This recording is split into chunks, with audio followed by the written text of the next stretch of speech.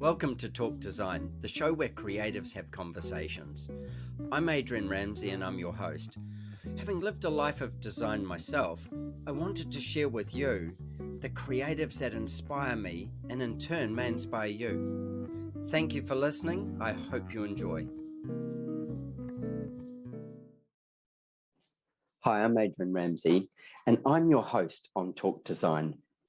I started this podcast because I wanted to share the journey of design that I've had and that many others have had. And I find it inspirational talking to people globally about what makes design tick and what makes design create a better world for others. My journey has taken me from clothing globally, women's swimwear, performance sportswear, mountaineering, yachting, all these kind of genres where each place I would learn more and more about different specifics and how clothing can support those. Also, I've worked in innovation as a systematic innovation trainer and worked with the aerospace industry as well as the marketing industry and the design industry. In all my years of design, still my favorite is the built structure and interiors. In years of travel and discovery, I constantly look at what the emotions are that are created by the built space. I'd consider myself a student of design for my whole life and will go on that way. Some of the things that I do to support this is my podcast, and then workshops and masterclasses where I teach people about trends and design thinking, and tours where I take people on tour with me and we go and discover different points of architecture or interior design globally. I always think that when you're passionate about something, one of the things that you should do is you should share it. And so creating the podcast was my way of sharing my enthusiasm and the enthusiasm of others and their passions around design with you. I hope you really enjoy it. And I ask you, would you please drop us a line? Tell us what you think. Tell us what got you excited. It's so inspiring when we get messages from our listeners that tell us about the things that shifted in their life because of who they listen to. And it gives me the inspiration to dig deeper and find more people that I can bring to your ears so that you live a better design life.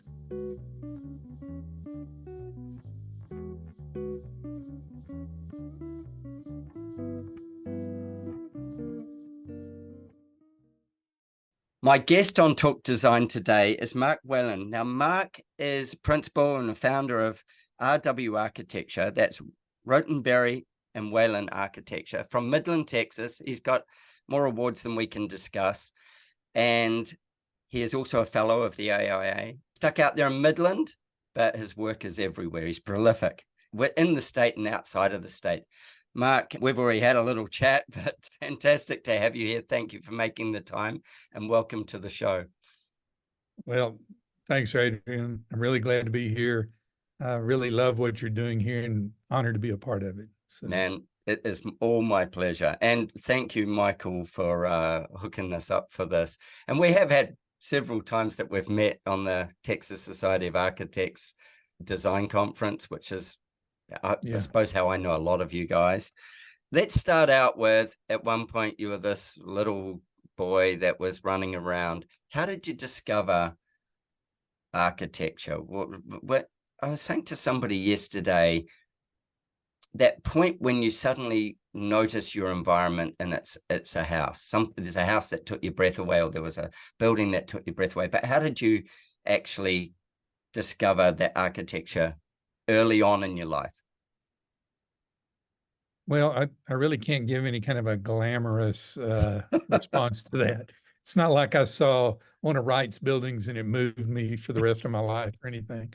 I grew up in an average middle-class background. I suspect my interest was piqued in looking at magazines, that showed houses and buildings. And I do remember I grew up in Southeast Texas, in the city of Port Arthur, way down in the very corner of Texas on the Gulf Coast. And my mother's family was from North Texas, north of Fort Worth. And I do remember making those childhood trips. You know, it was a 5 or 6 hour drive to go from point A to point B to see my grandparents. Yep. And I remember going through Dallas late at night and seeing the skyscrapers lit up at night. And that made an impact on me. I can't say that I was enlightened enough to be impressed. I do remember once, I can't even remember the building now, that I was joking with another architect friend and told him a building that moved me as a child. And he kind of scoffed, like, that was a horrible building. I thought, well, I that don't was the one. disagree now, but at the time I didn't know. And the other thing was, in returning to the coast, I was right in the Petroplex where all the refining of the oil was. And coming into the towns down there, the cities weren't big and they didn't have any tall buildings to speak of. But the expanse of the lights of the refineries and all of that system of the refineries made an impact on me too, as part of the built environment. But I think the impact of growing up in Southeast Texas, we were exposed to the Gulf Coast, and then also in the piney woods of East Texas, Yeah. and then going to North Texas to the prairie lands. And we were always outdoors. We camped a lot and we went out to the outdoors. So the impact of the outdoors probably had a tangential impact on me that I never thought about. But I have to say, most of my desire to be an architect came from looking at house magazines and Mechanics Illustrated, and Yep. and I can still remember things like octagonal houses and how interesting I thought that was, And Yeah. I have to admit that when I went away to school, I really didn't have the right perception of what architecture really was, and I had that classic, every one of us can tell that story about the professor that says in your freshman class that says, look to your left, look to your right. Those people won't be there when you graduate. and You're right. and the whole nature of having to go through a course of study that took so much hard work and so much time. But I think I was blessed with the ability to be just open-minded, and I absorbed everything. And I think my educational process has been ongoing for 50 years. Yeah. So that's how I kind of got to where I am. And I think it's a privilege in some respects, living in a remote location like I do now, where I have to travel a lot to go to projects, and I cherish the time on the road when I can think and see things along the road. And I think that's been a bigger contributor to my professional development than anything since my early days out of school. So. That being able to travel like that, I don't know whether it's for everybody. It certainly for me is like leaving the world behind and embracing the world as it's coming towards you, and everything's a possibility. The freedom of it is just, a wonderful feeling. I love road tripping, and like you said, with camping, just it gets really simple. I have lots of friends who have big, massive campers and all those things. And I go, oh, no, you know what? I would rather, I appreciate what they do with it. But for me, I go, there's something about just being that much closer to nature. And do you know that the thing with it is I go, you've got to park that damn thing. You've got to tow it everywhere. You've got to do all those things. If you can put it all in the back of the car or the truck or whatever and go, that to me is freedom. And yes, it's you might sleep on more grounds and whatever, but there's a freedom in that and a simplicity that just levels it down for me. I can make life complex enough. As you can imagine. So in Midland, how many other architectural firms are there in Midland in the scheme of things? Because it's not like a huge place. No, it's not. There are probably 3 or 4. Exactly. Like you could all have dinner at the same table pretty much. Yeah, right. And some are larger. There's one firm that's more of a regional firm that has an outpost here. Uh-huh. They tend to do more civil work and Yep. and engineering type of things, but they do a lot of architectural projects. It's more, for municipalities and Yep. Yep. institutions. We kind of carved out a practice that was, in all honesty, I was very lucky. When I graduated college, I came to Midland to work for Frank Welch, who was one of the dean of Texas architects. And I mean, I would have gone any place for that opportunity. Mhm. And I wound up here, and I worked for him for 6 or 7 years. And then about the time I decided to start my practice, he had opened a Dallas office, and before long, his Dallas office became his primary office. So I was able to kind of slip into a position of that he occupied for a while. It wasn't intentional, it just happened, Yeah. but it helped the early development of my practice. And then after about 5 years, Jim Rotenberry and I merged our practices, and that formed RWA, and which is what it's Right. been since 1988. So with that, like, you got on his slipstream basically, because Right. he created a vacuum and you naturally filled it. And it's surprising that he didn't just keep his firm there, I suppose, in the sense of just making you the principal or something, and it stayed that way. But you went out on your own. What was the thing to go out on your own? I Especially think maybe it no was, competition in town. well, that I'll have to admit, there isn't much competition here, not at least for the work we do, Yeah. and that is good. You and I were talking earlier about Austin, and I have a lot of great friends that are architects in Austin, but I've always perceived that as a Shark Tank, Yeah. and why try to have a practice there? There's Yeah. so many great architects, and so we've been privileged to have a good clientele here that likes what we do, and that helps a lot. But Frank was an incredible mentor to me, and he really opened my eyes about the nuances of what architecture is really about. Mm-hmm. And he wasn't anybody that studies his work would know that he wasn't a flashy designer, but he was incredibly good designer, and his work was reserved like he was, but he was a very affable person that was easy to work with and talk to. And so I learned more about what it was to be an architect from him than I did from anybody else. And I think my whole career path would have been completely different if I hadn't landed with him early. Right. It made a huge impact on me. But like I hear what you're saying with that, because to be an architect and to design structures for people, you either have to be rich enough to be able to design whatever you want and then sell it to somebody and fund it all the way, or you need a patron. And it gets interesting when you get a patron, because the patron has a say in what's happening. And like I did a little series for the AIA Austin on their homes tour. And one of the questions that I asked them, every architect, was, what was the brief? What was the client brief? Because you do this as well. We all do it. We go into some places and we go, how did this happen? Like Hey, why?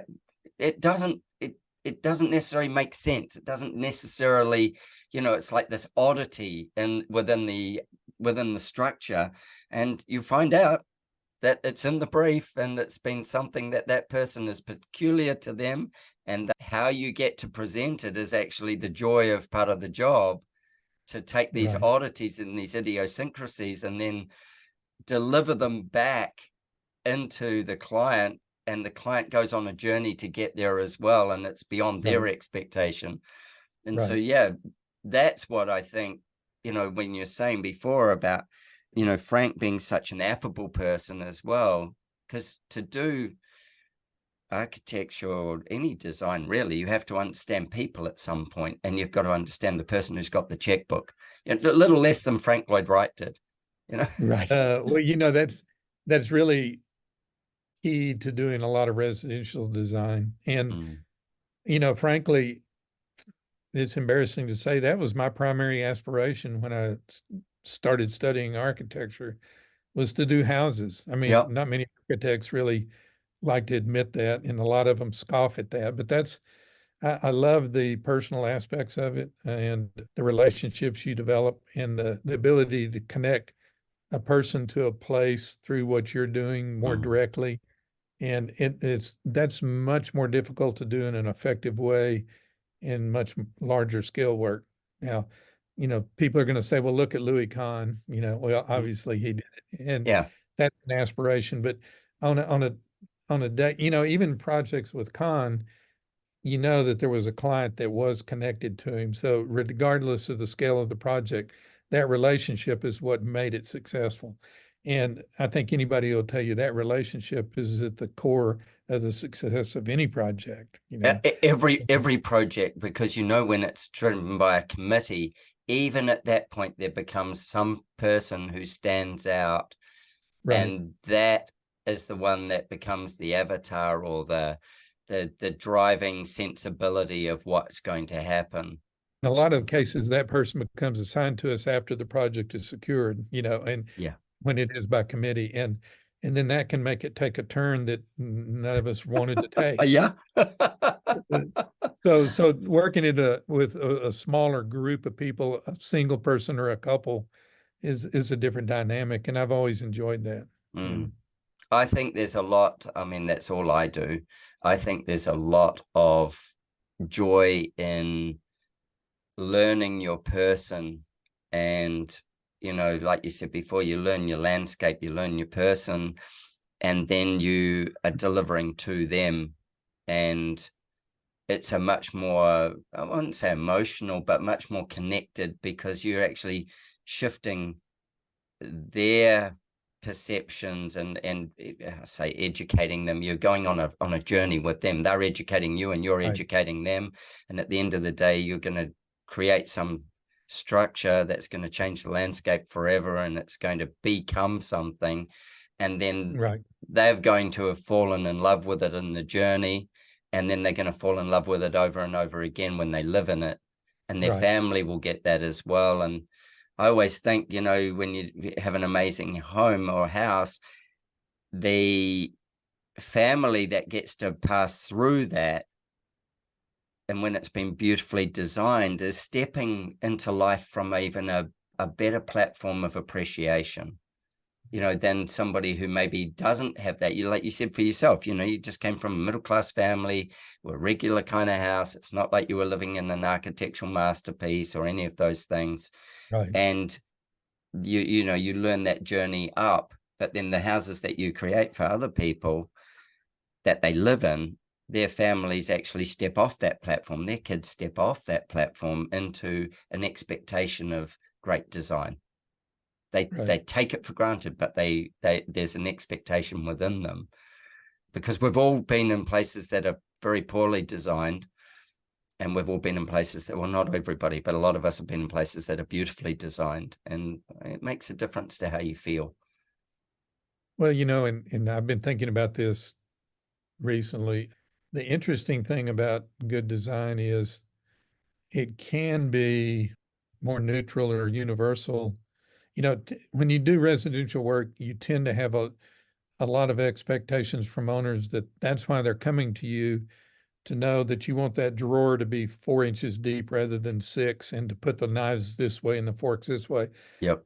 In all honesty, I don't care about that. That's just a detail to get it done. But what supports the fact that isn't important is the vast majority of us live in a place that we didn't design. Mm-hmm. And when I say we, I mean everybody, not just architects. Mm-hmm. And humans are very adaptable.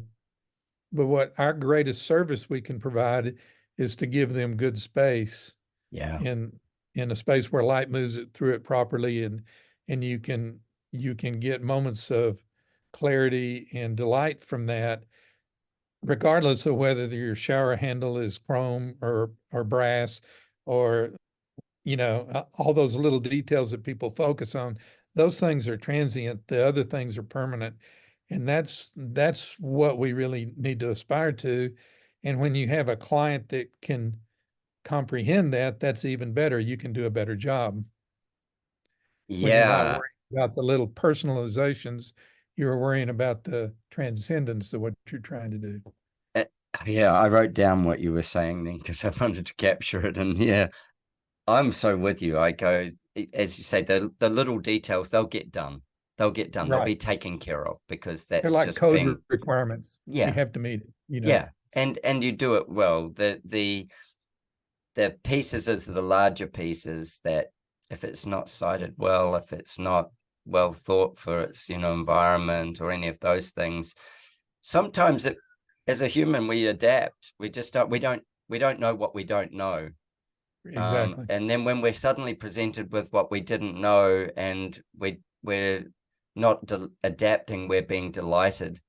We've moved to a whole nother space. Right. I think that's the magic that I certainly go to a lot of homes that architects do, especially in the States, but in Australia and stuff as well.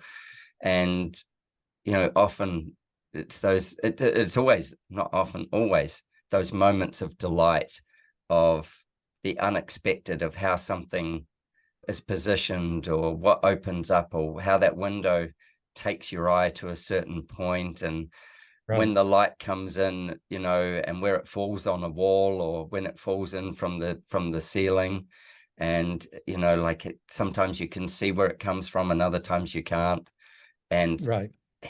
there's a little mystery and a little journey. I think that's the magic that I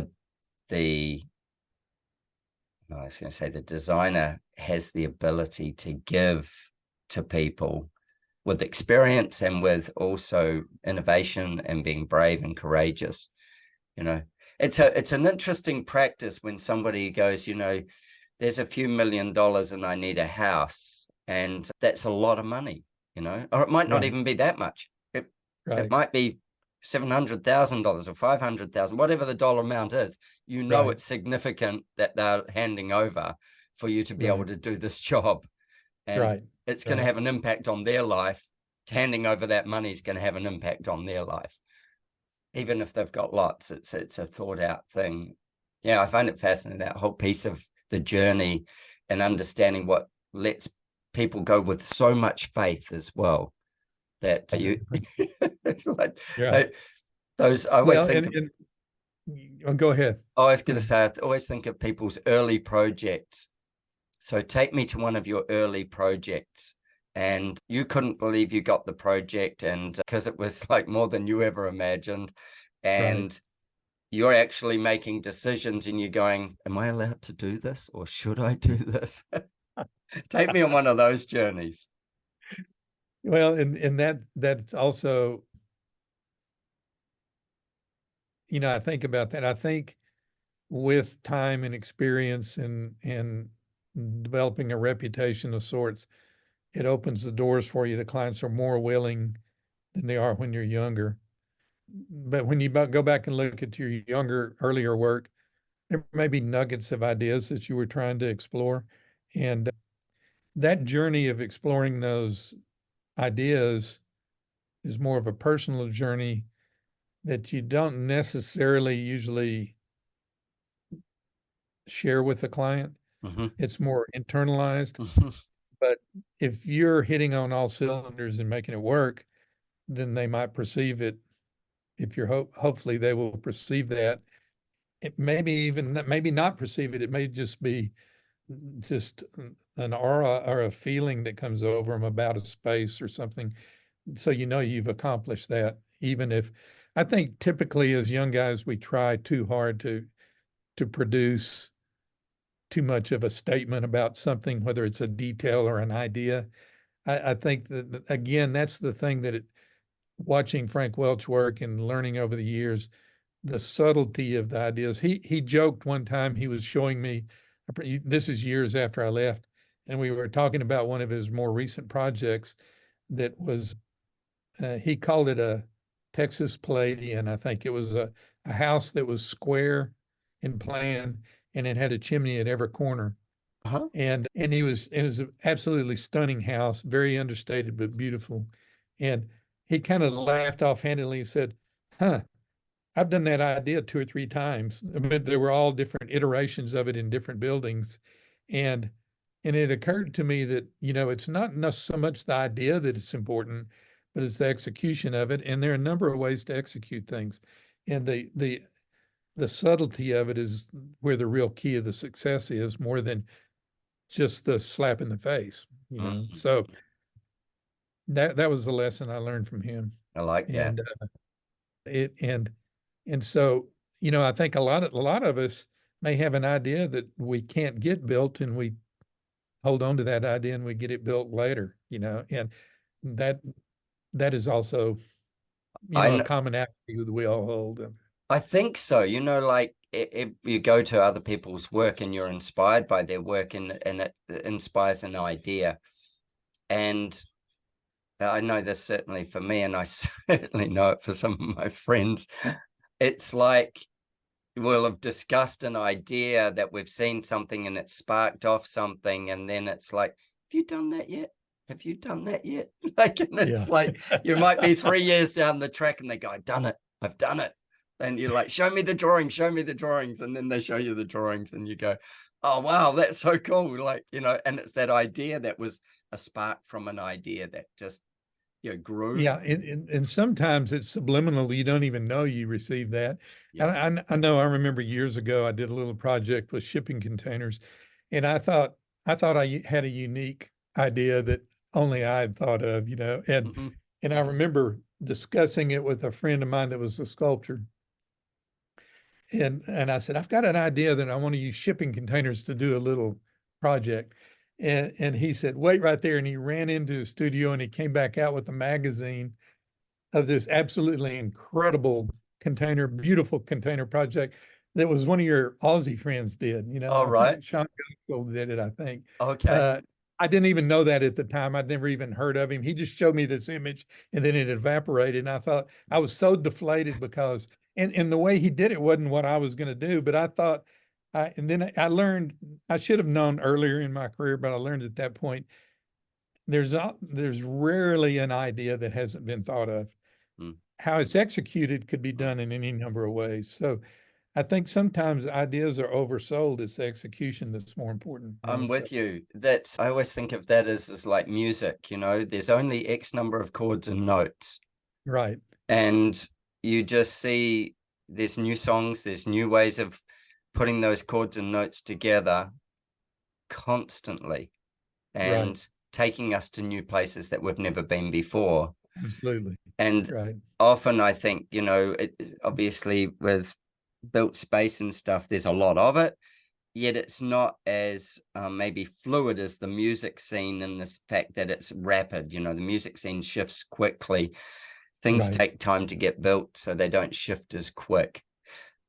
With doing residential architecture, would you say there's like a style that you have that people go, oh, yeah, that's Mark's. Oh, yeah, that's Mark's. Is there a style, or have you developed certain styles through your career? Stylistic implications is a hard subject, obviously. I think in a greater sense, again, I come back to execution. I think most of my designs, I try to edit it down, and it's that commonality of the detailing and editing more than the stylistic implications. I've never thought about it specifically that way.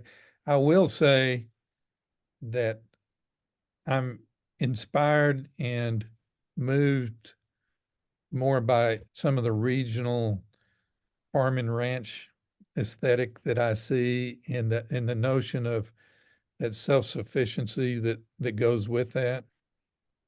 I think, I think of ranchers. There's a beautiful book about ranch gates of the Southwest that is only somebody drove around taking pictures of ranch gates.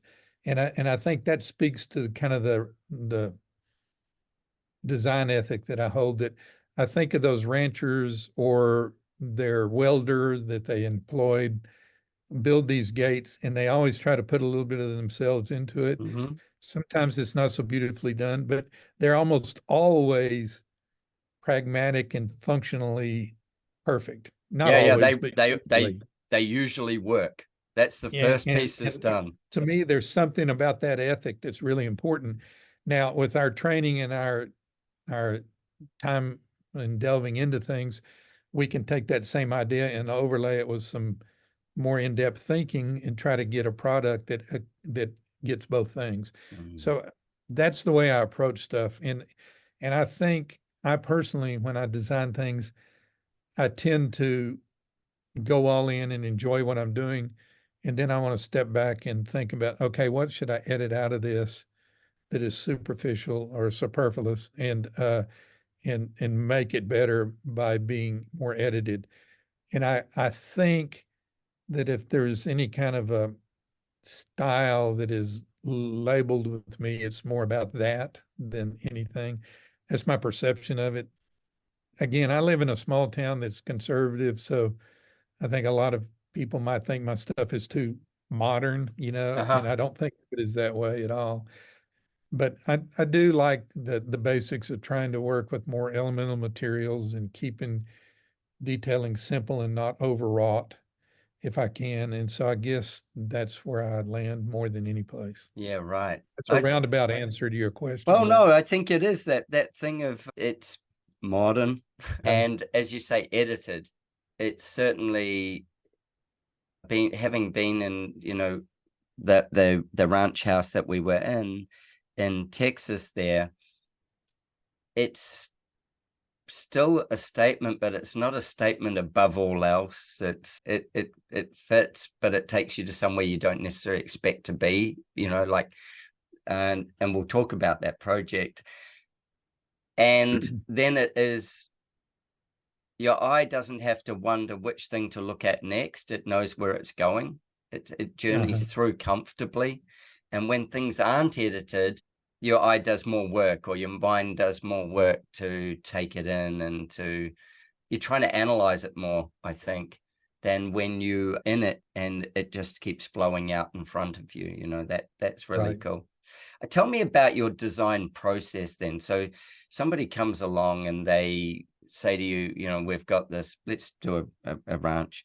We've got this ranch. We want a home here. What happens next? Well, obviously the site informs it a lot. And most of my work, especially in remote locations that are kind of singular without any other context, rarely any other context other than the landscape. I think that the setting of the land defines a lot of what you're going to do. Okay. Like, the Diedert Ranch that we were just talking about a minute ago. That site was sprinkled with large oak trees. We didn't take any trees out in the construction of it. It was out. I mean, that you were talking about the owner's directive a while ago. All the owner told me was that he had been at a tennis pavilion where he sat on the upper level, and he just enjoyed sitting on the upper level, looking into the trees and the landscape around. And it was an urban environment, but it was at a country club near the edge of town. So it wasn't surrounded by structures. But that's really his only directive. He said, yeah, put some bedrooms in it, put a kitchen in it, but I want to be able to sit at a level and see the landscape. And that was really the only directive on that house. And so in fact, the preliminary designs were at a different site on the same ranch, and the orientations changed. So some of the concept changed, but the initial concept was fluid enough that it could be repositioned. I mean, there weren't enough the site impacts, the trees, the various things on the site would have been a similar condition wherever we were. Right. Then Yeah, because the landscape, the landscape doesn't change a lot. Same. Yeah. But the orientation became better with the new location. So why did you shift locations? He just decided he wanted it at a different place. The ranch was about 5,000 acres, and he thought he would prefer to be in another location. And that particular location I preferred because there was a historic rock tank that held water for the cattle, and a windmill that peripherally impacted the siting and the design. But I was also able to site it in a way in the trees where when you left the highway to drive to the house, you meandered and you could make a turn. You probably remember this, and then get access with the house.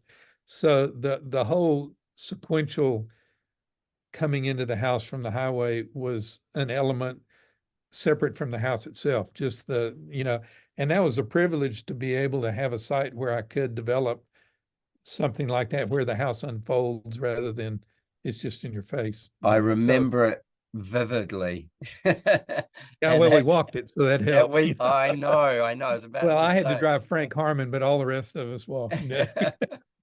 I remember it so well, that walking it down there, and I've got a few photographs. I remember being, when the house kind of started to reveal itself, going, oh, damn, I've got to capture some of this. And I've got, I don't know how many of us in front of me, but I've got those photographs of going, as my mind's going, wow, check this out, and that journey in. So once you've got that site and you start going, and you've got your brief tennis pavilion, or the brief is really that the line above the trees, or the line so that you get the view. That's really more than anything. More than anything, yeah. And certainly we can talk about the house more and how you achieve that. But then do you go away and leave the site and start sketching? I had an architect who said to me once on the show, really the house just pops out of the ground in front of me.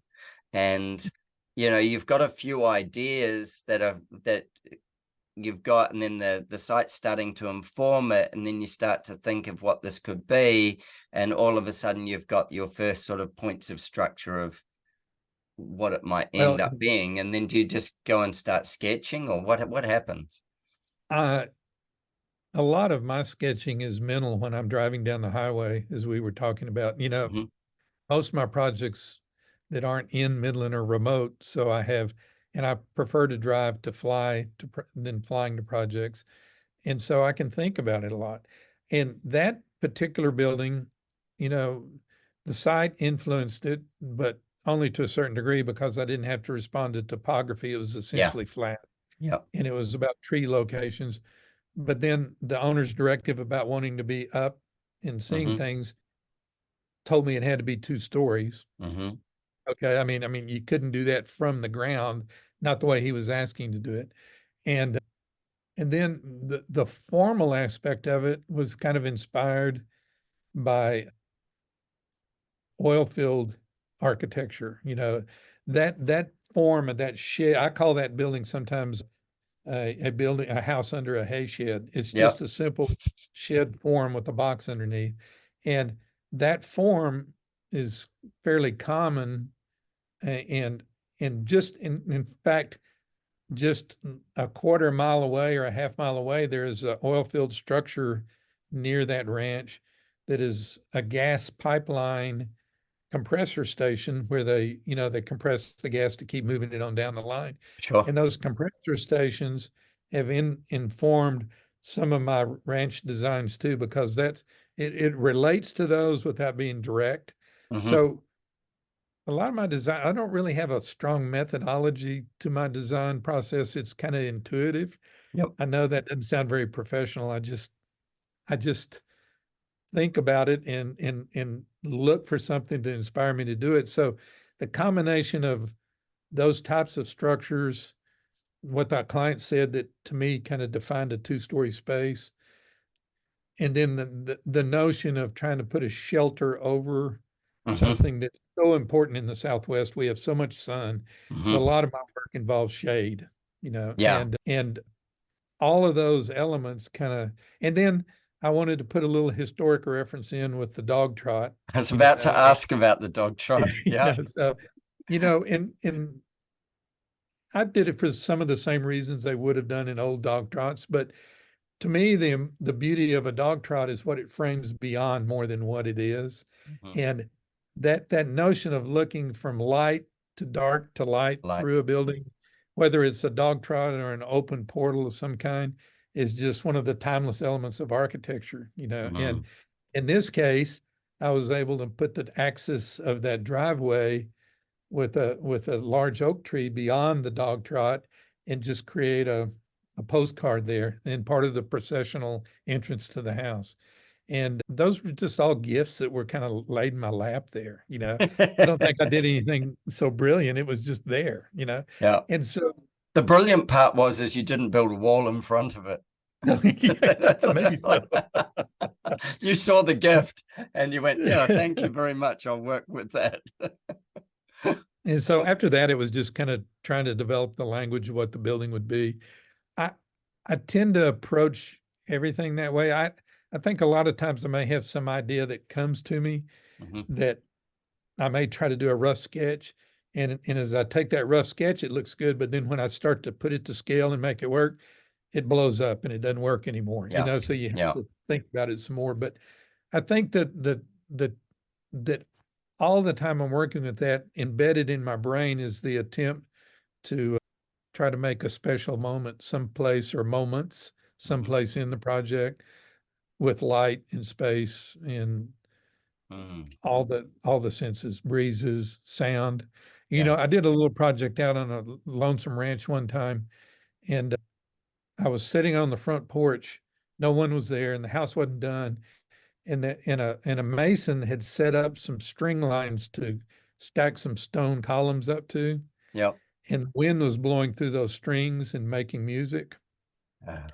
And I still haven't done it, but I've held that thought all these years. I'm going to make that happen on a project at some point, because, we usually don't think about that opportunity. And it's there. Yeah. So I'm gonna do it at some point. I just haven't done it yet. So I have a thing that I love to do, which is go before sunup to a site, especially say something like that ranch, and then just watch the land wake up as the sun comes across it. Exactly. And just listen to the transition of the night creatures and the day creatures, the crickets and the things that come at different zones. And then, do that envisaging of, so this is actually going to be what's going to happen, to provide I don't ruin the whole landscape. This is what's going to happen for this place.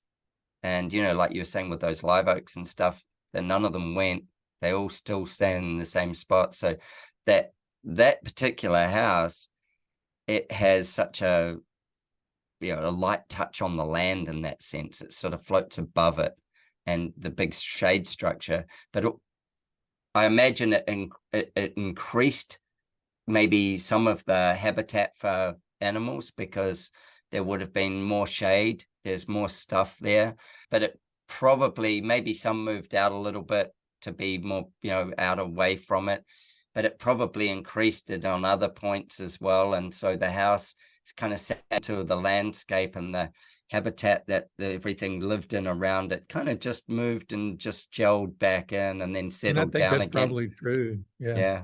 And then that thing with having the, when you go, oh, we've got this prevailing breeze that might come from here, if it's a breeze, bit different from if it's a strong wind. But if there's this prevailing breeze that just wafts across here, and especially when you've got an old farmhouse or something that probably nobody thought about how it was sited, other than a farmer who went, I need to be able to see that. And I know the wind comes from there, and I know when it rains, it comes from there. So I want to be able to sit here and look at that. And you'll find you've got the best sited porch ever, because their security and their safety and their, their cattle and everything else relied on that knowledge of the land and the knowledge of where they needed to be able to observe from. I often go to sites and there's an old house, and my first thing is like, okay, what is there to learn here from this old house? Like, the house itself might be rubbish, but what is there to learn about its siting? And there's some relevance to it, whatever it is. There's a nugget of relevance in there, and that's always the case. And it's usually about siting. That's, primarily because I'm so sensitive to the intense sunlight we have here. I always tell people I want to go to the site and spend most of the day and watch the path of the sun, so that I understand it. And I've known from experience what it's going to do in the winter versus the summer, but I want to experience that sun path on the site, not on the computer, and that has a lot to do with the way things unfold too. Yeah. I think the other thing that I took from what you were saying before, like there's something that's, we'll call all your work inspired at this point, because there's some sort of little nugget of inspiration that you start out with, and whether it ends up in there in the end or not, that like, you were saying with that one, this big shade piece, and, then taking that back to the gas compression and stuff like that, where it's just purely practical. It's just, you're going to need this. And then Right. from that, the inspiration is what happens next, and then what happens next. Right. Let's talk about the Dedert range. Is this Dedert? Dedert. Yeah. Range. It's a big property, and yes. For is it on your website? Yes, it is. Yeah. So for people listening, go and check this out. It definitely go and check it out, because you'll understand what we're talking about. And in fact, I'll get Mark to send a couple of pictures, and we'll put those on the social media part of it. Yeah, you started out with a brief that was from this guy saying, I want to be up above it, I want to see out, I want to be in that, or kind of slightly floating above that landscape, so in it but above. And as you said before, the landscape's pretty flat, like it doesn't change much. And even and this is only my observation from being there for a few hours, the trees and the bushes and stuff are pretty consistent for quite a way around that area. Right. Tell me about the ranch, and then going, okay, cool, we're going to do this structure. And then I'd love to, like, what did you have to edit? What did you have to edit to get it down to being such a beautiful journey once you go inside? And outside, but a beautiful journey inside. Well, some of the early decisions were to, all of the steel was galvanized instead of left raw. I mean, sometimes we leave the structure steel raw when it's exposed, but I kind of like the idea of that kind of agrarian, industrially agrarian aesthetic, where things are kind of left alone. You see a lot of galvanized gates and elements, and they just turn to a nice soft gray, and then you don't tend to it anymore. And then, so I kind of wanted to explore the idea of having something a little more hard-edged and tough on the outside. So everything was, all the structure was galvanized steel, all the envelope was cementous panel, and then all the infill elements like the railings and gates were all weathering steel that was perforated, so they had a transparency through it. And so, all those porch elements and gates could, from a distance, feel more solid, but as you get closer or inside, they become more transparent. And then most of the windows were kind of formed to create those viewscapes. Like on the lower level, they're more horizontal, where you can either sit or stand and see a horizontal element of the landscape, which was a strong element, since at that particular part of the ranch, for a mile in any direction, it's very flat. It's a horizontal landscape. Yeah. Yeah. And so when you really stop and think about it, you have the ground plane, which is grass, a beautiful, tan grass. And then you're going to have the datum line of all the tree trunks that are going to be a gray vertical element, but creates a horizontal element in its entirety. And then you've got the green patch of the trees that are basically the same height above the ground and up to their top. So you have all these horizontal planes, and then you have the sky that is endless above that. Yeah. So when you're on the ground, the windows are largely horizontal, so you relate to that landscape.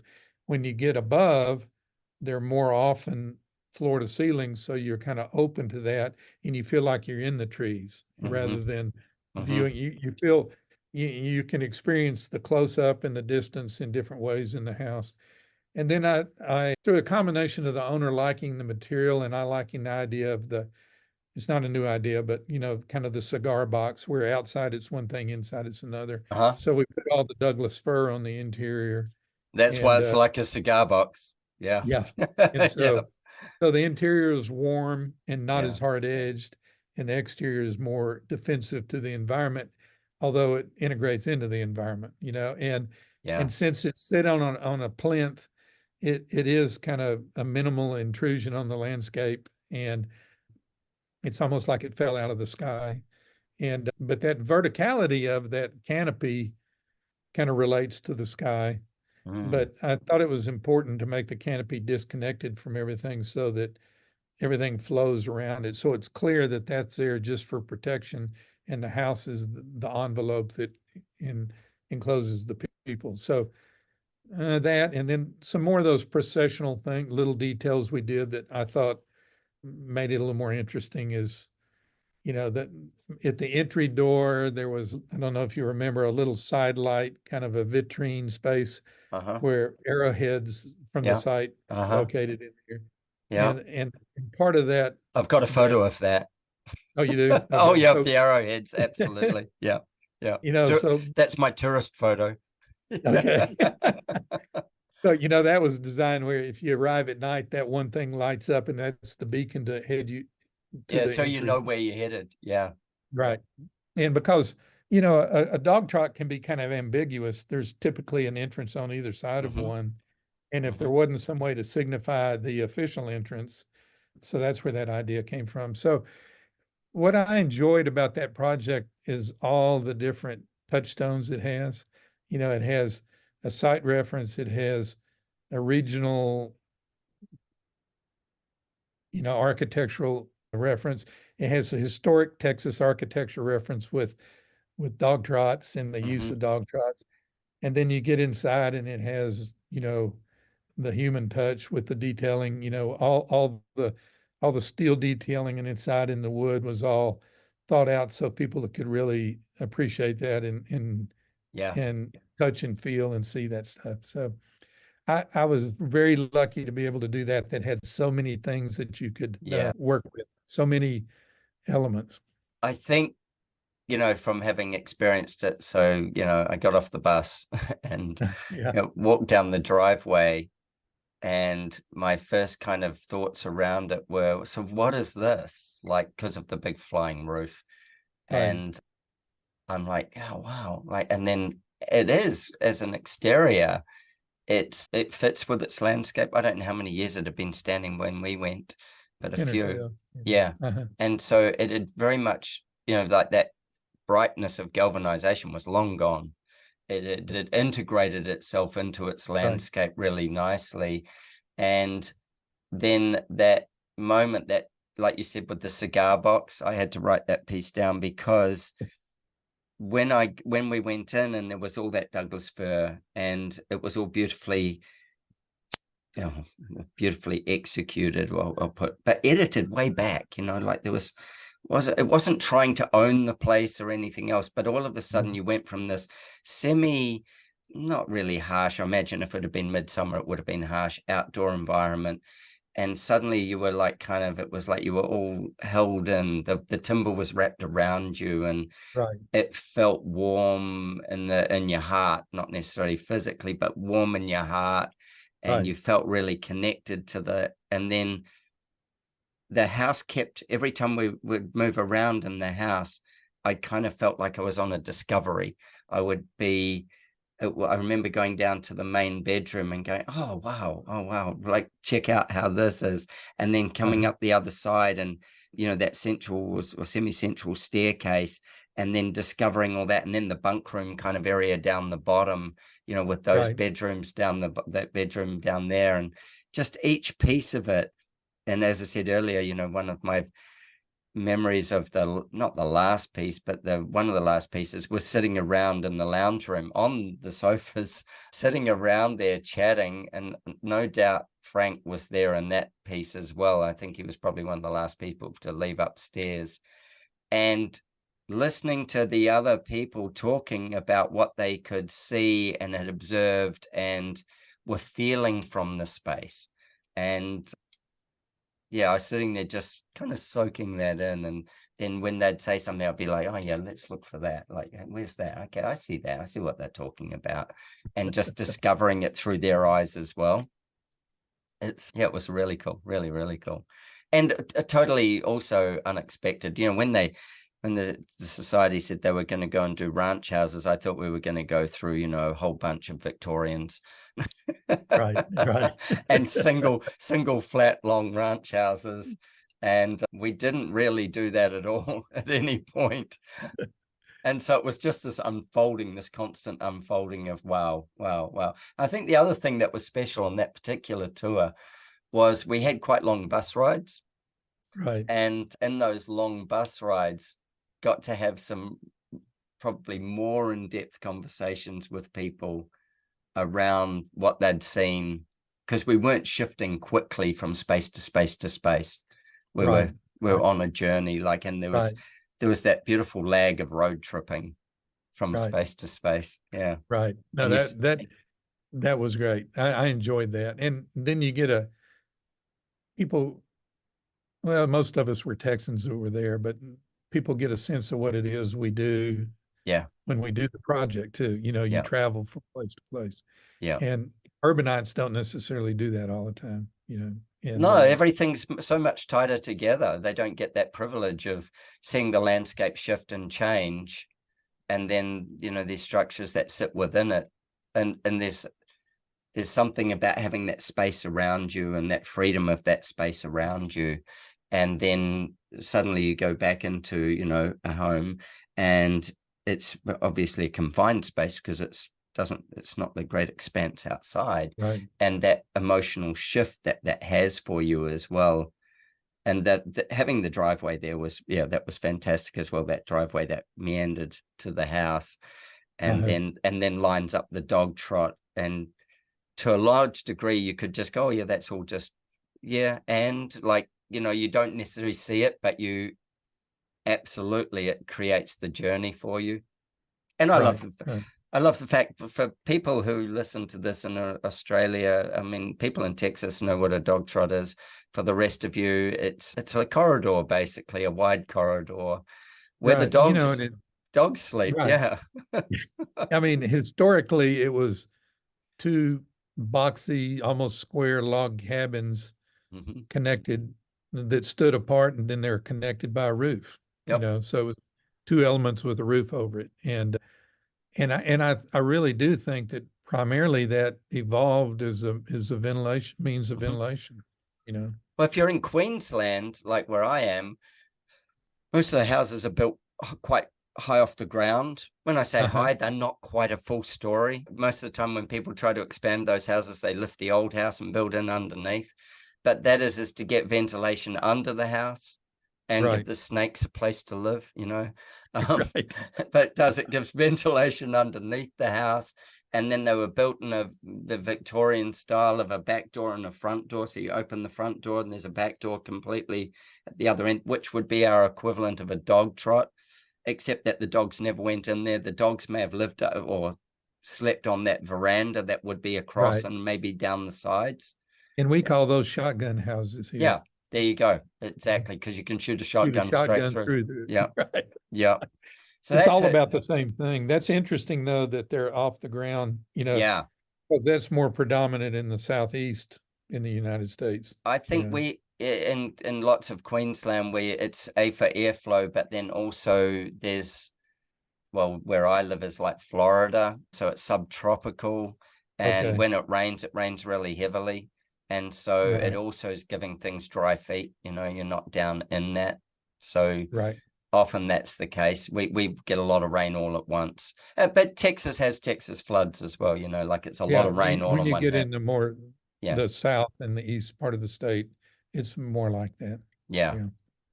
So I got a couple of kind of unique. Yeah. Look, that particular tour was probably out of the ones I've been to, was the one that was closest to my heart because it was out in the countryside, and it was everything was a surprise.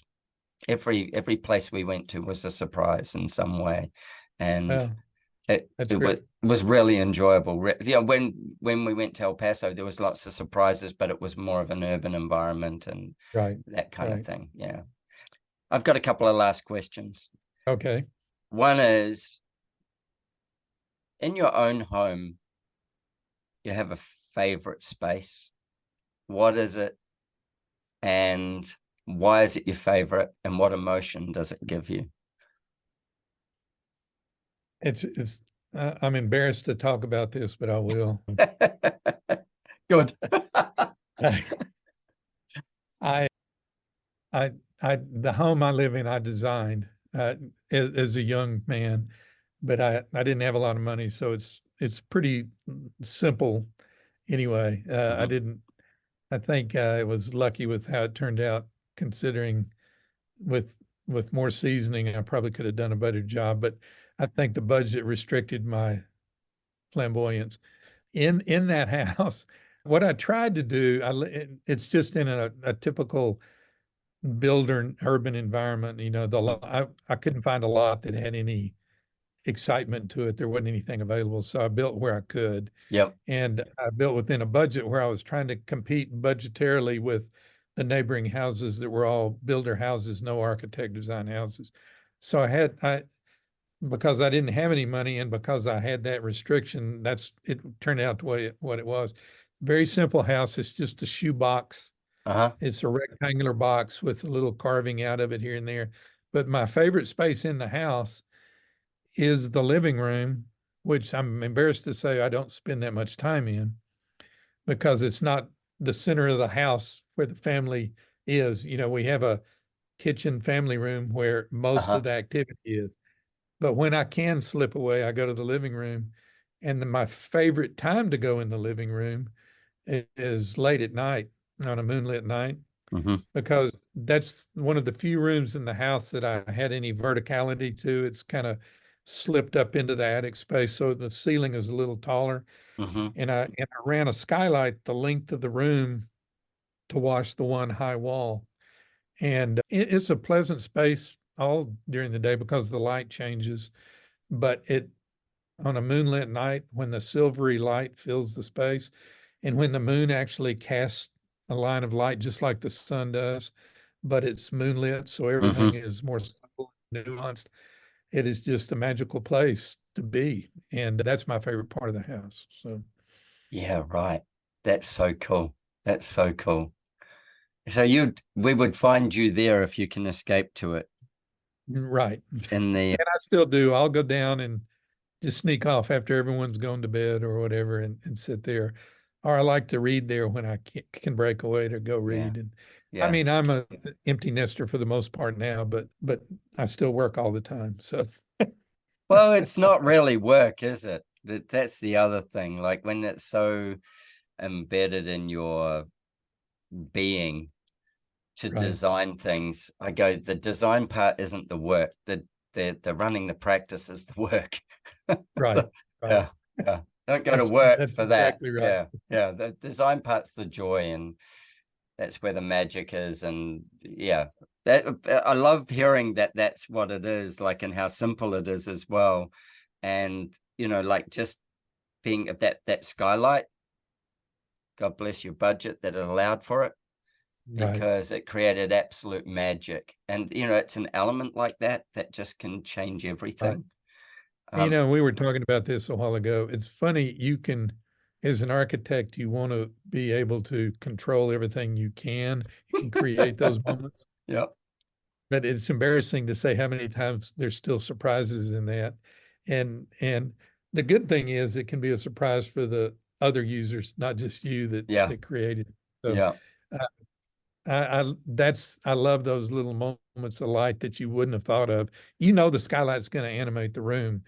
You don't know when you don't know exactly if that line is going to be a knife cut across the wall as opposed to illuminating the whole room. And those are the moments that you live for in what we do, so. Yeah. And also you didn't design it thinking that you would find that the moonlight was, was going to be the joy over that the was a other revelation light. to me. And I've learned that that's an important thing. I stumbled on. Yeah. Isn't that a beautiful journey, to find that? So that was the easy question. Now I've got the hard question. Okay. One last project. That's it. Pencils down. Can't design another thing. Can't influence another design. You are done. What do you choose? I've You've I've heard seen this on other the people, they've podcasts. all evaded that question. I know. None as You well. have to start Nobody's, asking a different last question. yeah, I do nobody as have a well as, dream. oh, sorry, What's I was that? going to say nobody's evaded it as well as Tom Kundig did, Gundig when he said just something I couldn't finish in my lifetime, pretty much. Fair go, Tom. Well, I've fantasized about doing a project where I design a space in collaboration with an artist, design a space for their art specifically. And I've had that notion pop up as a potential, but it hadn't come to fruition. And that's something that I would love to be able to do, I think.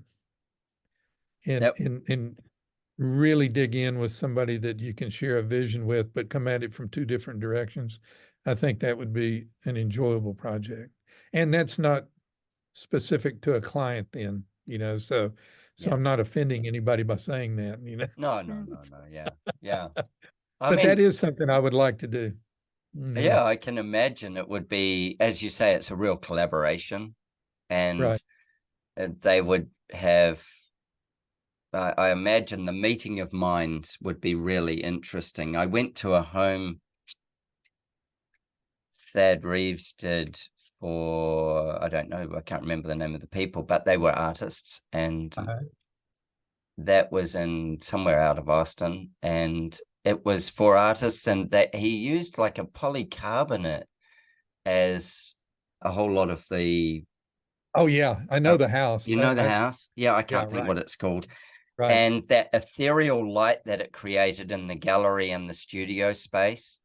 Right. I came away just going, that's so cool. That it was one of those moments that it's a bankable moment. You go, wow, that did all this in this space and in this landscape. And there were still views out of that room as well, but that wasn't the importance of the room. But the way it filled with light was it was just so beautiful. And I would have never thought that was the material you'd use to do that. But it was all about that artist's work and creating a unique structure for it.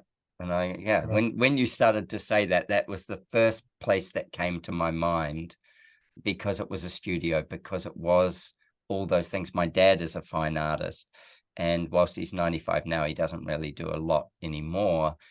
Right. He built himself, when my mother died, he moved to the beach area where they'd owned a property for years, and he built himself like a 1-bedroom place, but it had a big studio and upstairs, and it's in the trees and stuff, but he wanted to elevate the studio up to get that light in there, so he would use it to paint in and everything else. And he was making a clear message, it's 1 bedroom, you're not staying here long. There was a sleep out shed as well. There is a sleep out shed as well. But that thing of being up there in the light and in the trees and getting that space and being able to, had to have enough windows and enough wall space for him to hang stuff as well. So yeah, I didn't design it for him. It was, he basically bought something off a plan and altered it and altered it and altered it. Yeah. Well, I don't know what made me think of this. I was going to tell you earlier. Are you familiar with the movie Babe? Yeah. With the pig? With the pig, Yeah. That'll do, pig, that'll do. Yeah.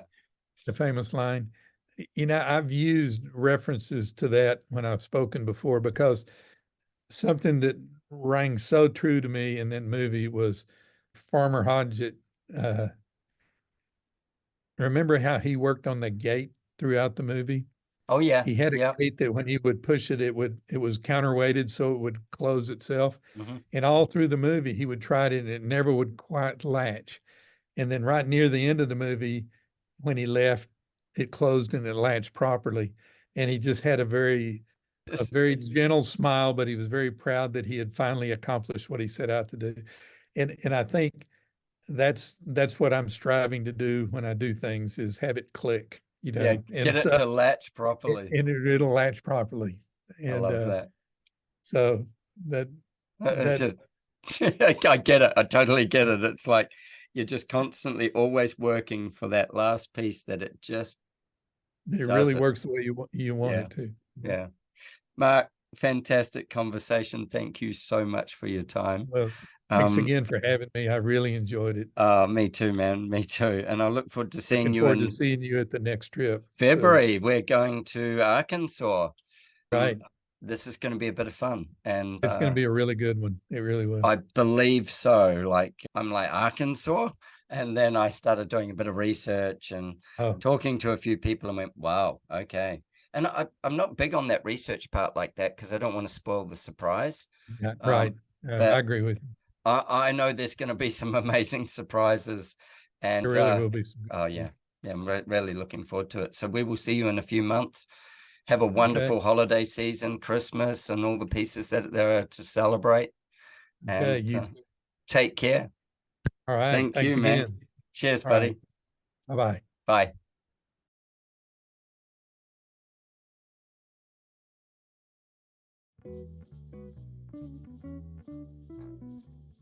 Hi guys, I'm Adrian. I'm your host of Talk Design Podcast. I started this podcast a couple of years ago, and in doing it, my aim was to talk to amazing design people, creative minds, people who I could learn from and hopefully you could learn from. This was a big part of my whole reasoning for starting the podcast. We've cracked over 80 episodes and we've done 2 homes tour specials for the AIA Austin in Texas, which have been really great fun, talking just specifically about houses. We've talked to HGTV stars, we've talked to building designers, interior designers, architects, business coaches, and some inspired characters along the way. People who have captured my imagination and their creative output and gone, these people would bring a story to somebody else and maybe inspire them to go a little further with what they're doing as well. So I wanted to reach out and ask you all for some advice, because you are the guys who tune in and listen and subscribe, and I really appreciate that. So I want some advice from you. If you guys would be happy to share with me, what you like best, so that I can better direct what we cover as content. And then also, if there's things you want to solve, what are the 3 biggest things you would like information on? What are those kind of keys, so that I can look and go, okay, let's find somebody who speaks specifically on these points and get some depth of information back to you that would be really useful in your business or in your life or in your home, whichever one it would be. So if I could ask you to do that, I would be forever grateful if you would share with me just through the email based on the Talk Design website, which is www.talkdesign.show. If you could just reach out via that email and say to me, hey, this would be a really great subject for me, for my business, or for my family, or for my home, or for the way I want to see life. I would love to be able to support you guys and find those people that we could talk to that would bring that to you. So thank you very much for taking the time to listen. I so appreciate the fact that you listen to the podcast. It makes it all the more fun when I get messages from you to say, hey, this inspired me. I had somebody who sent me one the other day that said, your podcast, and we were talking on a certain subject, it was a game changer for me. It was a game changer in how I viewed how I was looking at what I was doing with my design and what was going to come from that. So these things make it all the more worthwhile. So please, if you could tell me top 3 things that would be useful to you, I would love to support you guys in delivering that. Thank you, and thank you for being a listener. Take care. Have a wonderful day, evening, wherever you are, whatever it is. Cheers, Adrian. Over and out.